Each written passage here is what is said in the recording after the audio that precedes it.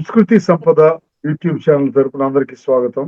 తెలుగు భాష నైపుణ్యం గర్భకవిత్వం అనే అంశంతో ఈరోజు శ్రీ లోకనాథం గారు ధారావాహిక ప్రసంగంలో ప్రసంగిస్తున్నారు.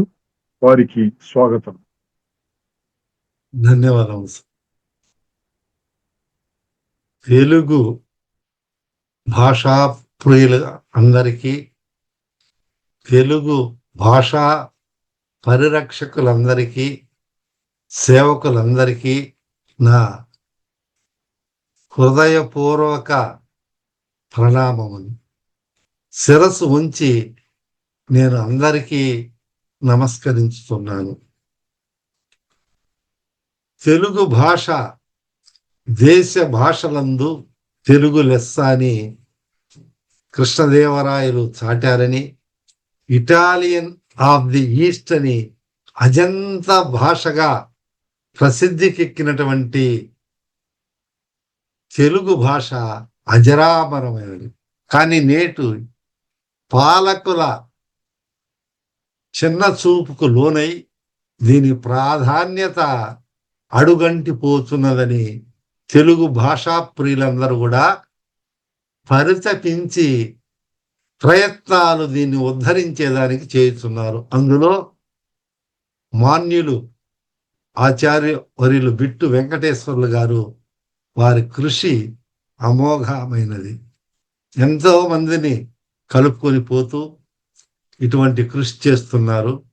ఇటీవల డల్లాస్లో జరిగినటువంటి తెలుగు పరిరక్షణ వేదికలో కూడా, అంతర్జాతీయ వేదికలో కూడా చాలా మంది తెలుగు విశ్వవిద్యాలయ కులపతి గారు నిత్యానందరావు గారు వెలుదండ, మరి అలాగే చాలా మంది ఆచార్యులు వాళ్ళు కూడా పాల్గొన్నారు.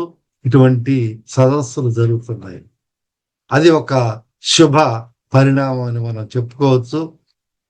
విదేశాల్లో కూడా మనబడి పాఠశాల అని వ్యవస్థలు ఏర్పడి వాళ్ళు కూడా విదేశాలలో కూడా తెలుగు భాషా వ్యాప్తికి కృషి చేస్తున్నారు.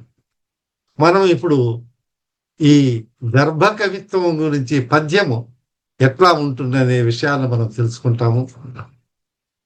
పదమే పద్యపు శోభయే తెలుగు సంపన్నంబునౌ భాషయే, పదమే పద్యపు శోభయే తెలుగు సంపన్నంబునౌ భాషయే, ముదమౌ పూర్వపు కావ్యమున్ సతత శ్రీమూర్తిత్వరాజీవమే, చదువన్ గల్గుదు తన్మయత్వమున శ్రీ సర్వాణి వాణి శృతి, నదులై పారును నదులై పారును పేయమై మధురమై నాట్యంబు నృత్యంబుగన్, నదులై పారాలి, పేయమై మధురమై నాట్యమై ఈ తెలుగు వర్ధిల్లాలని మనము అందరము కోరుకుంటాము. మనం ఈ గర్భ కవిత్వంలో మరి ఎన్నో రకాలైనటువంటి ఈ కవిత్వం, చిత్ర కవిత్వంలో ఎన్నో ఉన్నాయని మనము ఇదివరకు కూడా తెలుసుకున్నాము. మరి ఈ చిత్ర కవిత్వంలో రకరకాలైనటువంటి శబ్ద చిత్రము, అలంకార చిత్రము, గోట చిత్రము, కోట చిత్రము, గతి చిత్రము, గర్భ చిత్రము, బంధ చిత్రము, ప్రహేళిక, దత్త చిత్రం, ప్రశ్నోత్తర చిత్రం, సంవాద చిత్రం, సమస్య పూరణ చిత్రం, ఇట్లా ఎన్నో అనేక అర్థాలతో ఎన్నో పేరడీలు, క్లాస్ పజిల్స్, అంత్యాక్షరులు, రకరకాలైనటువంటి ఎన్నో రకాల ప్రయోగాలు చేసినారు. అందులో గర్భ కవిత్వం అనేది ఒక గర్భంలో, ఒక స్త్రీ గర్భంలో బిడ్డ ఏ విధంగా ఉంటారో అదే రీతిలో ఒక పద్యములో ఇంకొక పద్యాన్ని గర్భస్థంగా చేయడం అనేది, లేదా 2-3 పద్యాలు కూడా కవల పిల్లలు పట్టచ్చు, 5 మంది పట్టచ్చు, 6 మంది కూడా పట్టచ్చు. మన పత్రికల్లో ఈ విషయాలన్నీ మనము చూసాం. ఆ విధంగా ఇప్పుడు నేను ఈ రాముని గర్భ కవిత్వంలో శతకం రాసి ఉంటుంది. రామయ్య అనే మకుటముతో గర్భ కవిత్వ శతకం 125 ఉంటే 116 పద్యాలు కుదించమంటే పెద్దవాళ్ళ సూచన ప్రకారం చేశాను. అందులో మొట్టమొదటి పద్యాన్ని మనము చెప్పుకున్నాము. ఇప్పుడు మనము రెండవ పద్యాన్ని అంటే గణనాథుణ్ణి ప్రార్థిస్తూ ఒక పద్యం మనము తెలియజేసుకున్నాము. రెండవ పద్యము నేను రాసినటువంటి దానిలో విఘ్నులు ఏదైనా దీనిలో ఎటువంటి ఇంకా అభివృద్ధి పరచాలంటే కూడా సూచనలు చేయొచ్చు. ఇది ప్రింటింగ్ సిద్ధమైంది. ముందు దీని తరువాత రాసినటువంటి సాంబయ్య శతకం ప్రింట్ అయినది, ముద్రణకు నోచుకున్నది. ఇది కూడా త్వరలో నిలబడిపోతుంది. పెద్ద పెద్ద ప్రముఖులంతా కూడా దీనికి ఈ చిత్రకవిత్వంలో నిష్ణాతులైనటువంటి వాళ్ళు అభిప్రాయాలు రాశారు. దేశ విదేశీయులు కూడా రాసి ఉన్నారు. అది ఒక అదృష్టమే. తల్లియు తండ్రియున్ సకల ధార్మిక సద్గుణ శాంతమూర్తి నిన్ ఉల్లమునందున దళతు నూర్జిత భక్తిని ధర్మమూర్తి ఉల్లమనందు దళతు నూర్జిత భక్తిని ధర్మమూర్తి నిన్నెల్లరు మెచ్చగన్ రచనలల్లడ రమ్య సురంజితముగా ఎల్లరు మెచ్చగన్ రచనలల్లడ రమ్య సురంజితంబుగా సల్లగ దీవనల్ ఘనుడా జాలిని కైతలుగావు రామయ్య. ఉత్పలమాల పద్యము మీకు తెలుసు. మరి భరనభ భరవ ధనములు భరనభ భరవ అందరికి తెలుసు. మరి ప్రాస ఉండాలి. యతి కుదరాలి. యతి ఎన్నో అక్షరము? 10వ అక్షరం అంటే దశమ స్థానంలో ఉంది యతి. ఈ పద్యములో శతక ప్రారంభంలో గణనాథుని ప్రార్థించాము. ఇప్పుడు తల్లిని తండ్రిని మరి వాళ్ళ దీవెనలు నాకు ఉండాలి. ఈ శతక రచనలో తల్లిదండ్రులు మాతృదేవోభవ పితృదేవోభవ నడయాడే దైవ సమానులు కాదు, దైవములు. నేను పొరపాటు అన్నాను. వాళ్ళు నడిచే దైవములు. ఎంతో మంది చరిత్ర మనం చూసాం, గొప్ప గొప్ప వాళ్ళు. కాబట్టి నేను ఇక్కడ తల్లి తండ్రి నువ్వే, సకల ధార్మిక సద్గుణ శాంతమూర్తి. ధార్మిక అనే థాకు ధార్మిక 10వ అక్షరంలో ధార్మిక భగనములో ఆ యతి స్థానంలో సరిపోయినది. శాంతమూర్తి నిన్ ఉల్లమునందు తలతు, ఉల్లములో నా హృదయంలో నిన్ను తలుతును. ఊర్జిత భక్తి నాకు ఊర్జితమైనటువంటి భక్తితో, ప్రశస్తమైనటువంటి భక్తితో, తరువాత ఎడతెగకుండా ఉన్నటువంటి ఊర్జితమైనటువంటి భక్తితో, ధర్మమూర్తి నేను నిన్ను తలుస్తాను, నిన్ను భావిస్తాను, నేను ప్రార్థన చేస్తానని. ఎల్లరు మెచ్చగన్, అందరూ కూడా మెచ్చేటట్టు నేను కావ్యం రాస్తున్నాను, ఈ శతకం రాస్తున్నానని కవి హృదయాన్ని ఆవిష్కరించారు ఇక్కడ. అంటే అది నేను ఆత్మకవి, ఆత్మీయత భావంతో చెప్తు. ఇక్కడ ఈ కవి హృదయం అంటే అది నా హృదయమని అర్థం చేసుకోవాలి. ఎల్లరు మెచ్చగన్, అందరూ కూడా మెచ్చాలా. ఒక కవి కోరుకునేది ఏంటి? ఒక పద్యం రాస్తే అందరూ మెచ్చితే బాగుంటుంది. ఎవరు మెచ్చకుండా ఏమి లేకుండా ఉంటే దానికి అంత ప్రసక్తి ఉండదు.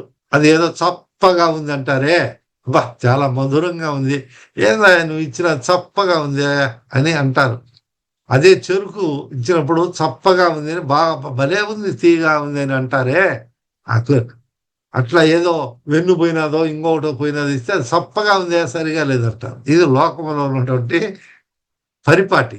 ఆ విధంగా ఈ పద్యం కూడా అందరికి నచ్చాలా అని నేను చెప్పుకుంటున్నాను. కానీ దాన్ని మనం చూస్తే అది నచ్చిందో లేదో తరువాత వాళ్ళ నిర్ణయానికి వదిలేస్తాము. ఎల్లడ రమ్య సురంజితంబుగా ఎల్లరు ఇక్కడ ఎల్లడలో ఆ 10వ అక్షరానికి యతి స్థానంలో కుదిరింది. చల్లగా చల్లగా అంటే బాగా చల్లగా గాలి వీస్తుంది, లేకపోతే సుఖంగా ఉంది, ఆనందంగా ఉంది. చల్లగా దీవెనలు ఆయన రామా ఓ రామచంద్ర నన్ను చల్లగా దీవించవయ్యా, నన్ను నీ చల్లని చూపు నా మీద ప్రసరించు, దీవెనలతో ప్రసరించు అని వేడుకుంటున్నాను. ఘనుడా, ఎందుకంటే నువ్వు చాలా ఘనుడు, కరుణాస్వరూపుడివి. అందువల్ల ఘనుడా అంటే ఆయన యొక్క కరుణా హృదయం కాబట్టి అంత ఘనమైనటువంటి హృదయం కలివాడు. ఘనుడా జాలిని కైతలుగావు రామయ్య, చల్లగానే కాడ చాకు, జాలినిలో జాకు, చాకు జాకు ఎతి సరిపోయింది 10వ పద్యములు, 10వ అక్షరములు, ఈ 4వ పాదములు. అట్లనే అన్ని 4 పాదాలలో కూడా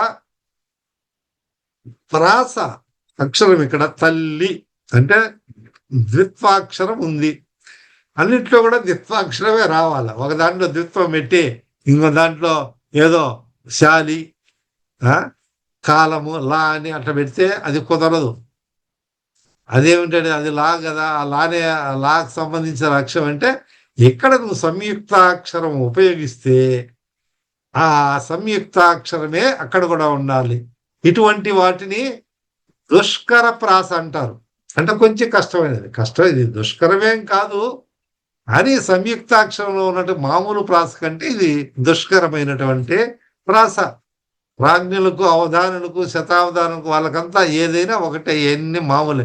కానీ నలుగురు మనలాంటి వాళ్ళు తెలుసుకునే దానికోసము ఓహో ఇది సులభమైనటువంటి ప్రాస, ఇది దుష్కరమైనటువంటి ప్రాస, అదే పదాన్ని పట్టుకొని వేయాల.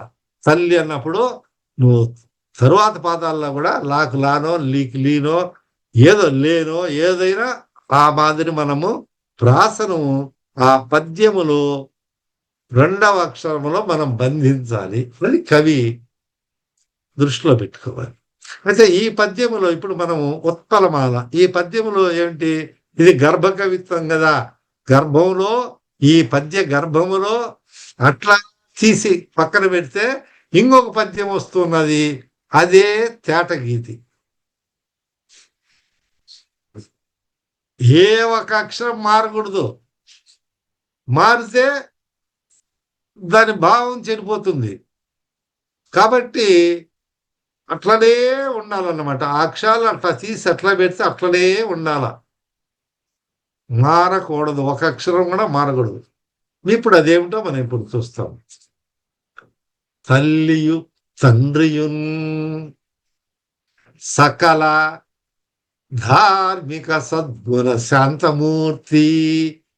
ఈ మొట్టమొదట్లో ఉన్నటువంటి భర భర నా భ కదా, ఈ ఉత్పల మాలలో ఉన్నటువంటి భర నా భరవ భరణభ భరవ అని మనం అంటాం. అంటే ఈ మొదటి ఉన్నటువంటి 2 గణాలను పక్కన పెట్టేయాలి, దాన్ని తగలకూడదు వాటి ఈ ఉత్పలమాలు. మళ్ళీ ఏముంది, తరువాత వచ్చే అక్షరం భార నగరం తీసుకోవాలా. అప్పుడు సకల ధార్మిక సద్గుణ శాంతమూర్తి. ఆఖరిలో ఉన్నటువంటి ఏమనింది ఇక్కడ, నిన్నని ఉంది. అంటే శాంతమూర్తి నిన్ను, నిన్ను నీవు, నిన్నంటే నిన్ను లేదా నీవు, నీ గురించి, నీ యొక్క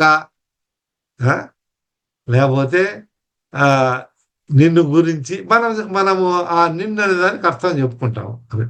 ఈ సకల ధార్మిక సద్గుణ శాంతమూర్తి, ఈ తేటగీతి పద్యం మొదటి పాదం ఏంటి, సకల ధార్మిక సద్గుణ శాంతమూర్తి. ఇప్పుడు ఆఖరిలో ఉన్నటువంటి 2 గణాలలో ఇక్కడ ఏముంది, సకలలో సా ఉంది. తేటగీతి ఉపజాతుల్లో కాబట్టి అక్కడ ప్రాస లేదు. అది మీ అందరికి తెలుసు. అంటే రెండవ పాదములో ప్రాస లేదు. కానీ ఉత్పన్నమాల వృత్తాలలో కాబట్టి అక్కడ ప్రాస ఉంది. ప్రాస పెట్టాలి. ఇక్కడ ప్రాస అవసరం లేదు. కాబట్టి ఈ ప్రాస మీరు ప్రాస వేసినా కానీ దాని నియమం దీనికి వర్తించదు.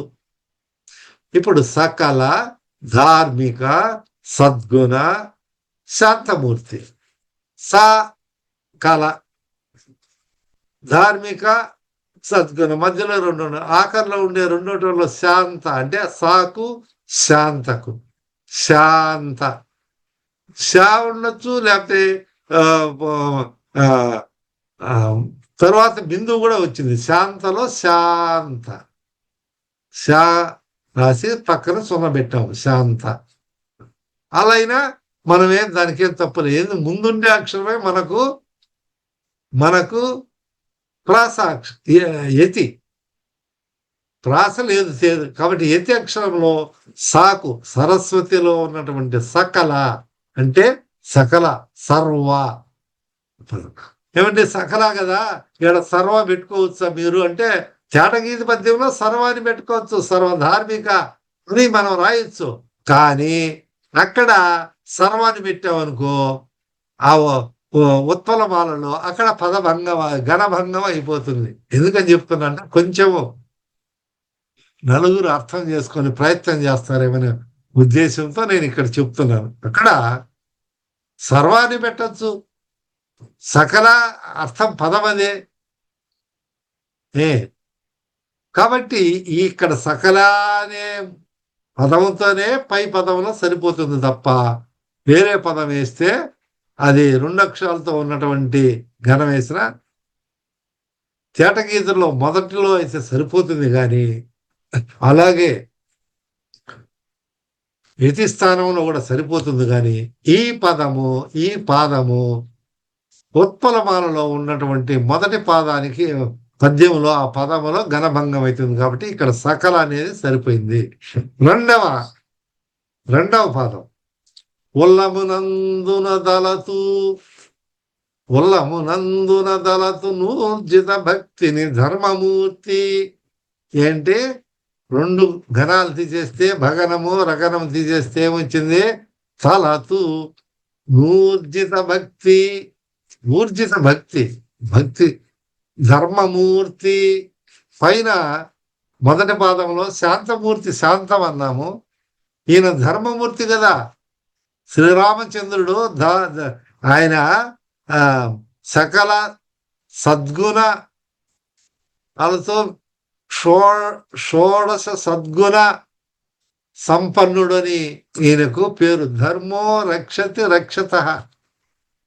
శ్రీరామ రక్ష అని అంటారు కదా అందరూ. అక్కడ ఆయనటువంటి ధర్మానికి సంకేతం కాబట్టి తలతు ఊర్జిత భక్తిని ధర్మమూర్తి. ఆయన ధర్మమూర్తి అని మనం ఇక్కడ సంబోధిస్తున్నాం. ఆయన శాంతమూర్తి ధర్మమూర్తి. నిన్ను భక్తితో నేను భావిస్తానయా, నేను తలుస్తున్నానని ఈ తేటగీతలో చెప్తున్నాడు. ఎల్లరు మెచ్చగన్ రచనలెల్లడ రమ్య సురంజితంబు. ఇక్కడ మూడవ పాదంలో రచన ఎల్లడ రమ్య సురంజితంబు. రాకు రంజితంబులో ఉన్న రాకు అంటే నేను నా రచనలో కూడా అన్నిటి కూడా రమ్యంగా సురంజితంగా ఉన్నాయి అని మూడో పాదంలో భావం. మళ్ళా చల్లగా జీవనల్ ఘనుడ జాలిని కైతలగావు రామయ్య. ఇక్కడ నాలుగో పాదంలో ఏమని చెప్పుకున్నాము? చల్లగా జీవనలు నాకు ఇవ్వమని అంటాము. ఘనుడు అన్నాము, జాలిని అన్నాము. అక్కడ జాలిని అనే కాడ ఆ జాకు యతి స్థానం 10వ స్థానం. ఇప్పుడు ఘనుడ జాలిని కైతల గావు రామ. ఘనుడ అనేదానికి గావు అంటే కావు. నన్ను కావయ్యా, నన్ను కావు, నన్ను రక్షించు, నన్ను కాపాడు అని. రామ విశ్వదాభిరామ వినుర వేమ అని ఎట్లా అంటామో ఇక్కడ రామ అన్నాము. ఏం ఘనుడా జాలితో నన్ను మీద దయ ఉంచి నా కవితలను, నా కవిత్వాన్ని, నా పద్యాలను, నేను రాసినటువంటి కవిత్వాన్ని కాపాడినైనా నువ్వు గ్రహించు అని రామా. అక్కడ ఉత్పలమాలలో ఏమన్నాము? రామయ్య అన్నాము. ఓ రామయ్య మనం పిలుస్తాము, ఓ రామయ్య, సాంబయ్య, ఎల్లయ్య అని మనం పిలుస్తాం లోకములో. ఆ విధంగా ఇక్కడ ఉత్పలమాలలో రామయ్య అన్నాను, సంబోధన చేశాము. ఇక్కడ వచ్చేసరికి ఆఖరి అక్షరం అన్నిట్లో ఆ 4 పాదాలలో ఆఖరి గురువు ఉంటుంది కదా, గురువుని దాన్ని పక్కన పెట్టాలి. మొట్టమొదటి 2 గణాలు, ఒక పాదములో ఉన్నటువంటి మొట్టమొదటి 2 గణాలను తొలగించాలి. ఆఖరిలో ఉన్నటువంటి గురువును తొలగించి మధ్యలో ఉన్నటువంటి అక్షరములు అన్నిటినీ యథాతథంగా పెట్టాలి. ఒక పాదము ముందు పెట్టాలి, 2వ పాదమి దాని కింద పెట్టాలి, 3వ పాదముది తరువాత పెట్టాలి, 4వ పాదముది పెట్టాలి. అంతేగాని నేను పైన పెడతాను పైన కింద అని అంటే అది అస్తవ్యస్తంగా అయిపోతుంది. అని కొన్నిట్లో ఈ మాదిరి తయారు చేసిన తర్వాత కిందకి పైకి తిప్పుతారు. 2 పద్యాలు వచ్చినాయి చూసుకో. రచనల రమ్య సురంజితము ఘనుడ జారిని కైతలగావు రామ సకల ధార్మిక సద్గుణ శాంతమూర్తి తలతు నూర్జిత భక్తిని ధర్మమూర్తి అని ఇట్లా చెప్తారు. అది చతుర్విధ కందములో 4 కందాలు ఒకే దాంట్లో ఉన్నప్పుడు మన పెద్దవాళ్ళు అట్లా ప్రయోగించినారు. ఇట్లా కూడా చేయొచ్చు. దీన్ని నేను 3 పెట్టాను చూడండి, 3 పద్యాలు ఉన్నాయని చెప్పుకోవచ్చు. కానీ అది ఉన్నటువంటిదే. ఇది ఈ పదాలు పైన 2 కిందకు పంపించడం, కింద పైకి పంపించడం, ఇట్లా రివర్స్ చెప్పుకుంటే ఆ పద్యాన్నే 2 పద్యాలుగా చెప్తారు. ఏమంటే భావం సరిపోయినట్టు. అది చతుర్విధ కందంలో ఆ విధంగా పెద్ద పెద్ద కవులు చేశారు కాబట్టి ఇలా కూడా చేసేవాళ్ళు ఉన్నారు. అందు మొత్తానికి మనం తెలుసుకున్నది ఏమిటంటే ఇక్కడ పద్యము ఒక శిల్పం తయారు చేసిన తర్వాత ఆ శిల్పములో మనం పజిల్స్ పెట్టేటప్పుడు అందరు బొమ్మలు అతికించినట్టు అక్షరాలన్నీ పేరుస్తారు. అవన్నీ తీసేసినారనుకో, ఒక పజిల్లో లేకపోతే ఒక చట్రంలో అక్షరాలు పెట్టుకుంటూ పోతారు. ఆ అక్షరాలన్నీ మొదటి 2 గణాలు ఉన్నటువంటి 6 అక్షరాలు ఆ పాదంలో తీసేసేయాలి. ఆఖరిలో ఉన్నటువంటి గురువులో ఉన్నటువంటి పాదం తీసేయాలి. 4 పాదాలు ఒక చట్రంలో పలకలో పేర్చుకున్నాం అనుకోండి.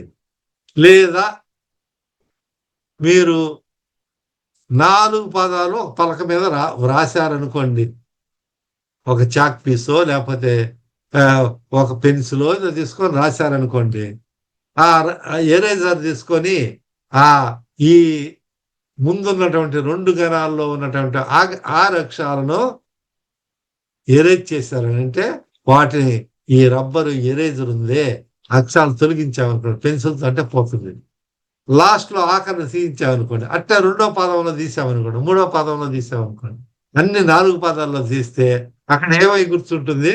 తేట గీతి పద్యం. అప్పుడు మీరు పైన తేట గీతి అని రాసుకోవాలి. మనం చేయాల్సినది తేట గీతి అని రాస్తాం. లేకపోయినా కానీ అది తేట గీతి అని అందరూ చెప్పుకుంటాం. పేరు రాకపోయినా కానీ అది తేట గీతి. తేట గీతి కాదు ఇంకొకటని ఎవరు చెప్పేదానికి లేదు. కొంతమంది పేరు రాయకుండా కూడా రాస్తూ ఉంటారు. అలా లేదు. ఇది నేను ఎందుకు చెప్తున్నానంటే ఒక ఎక్సర్సైజ్, అభ్యాసం చేసేదానికి. ఆ చట్టంలో అన్ని అక్షరాలు పెట్టారు. పిల్లవాని చేతికి ఇచ్చి ఈ 6 అక్షరాలు తీసేయి. లాస్ట్లో ఆఖరిలో ఉన్నటువంటి గురువు, ఆ గురువులో ఒకసారి నిన్నంటే 2 అక్షరాలు ఉంటాయి. నిన్నంటే అది ఒక అక్షరం కిందని ఆ గురువుని తీసేయండి. అట్లా తీసేస్తే ఏమైపోతుంది? ఈ మధ్యలో మనకు తేటగీతి పద్యం వస్తుంది. ఎక్సర్సైజ్ చేసేదానికి ఇది ఒక పదం.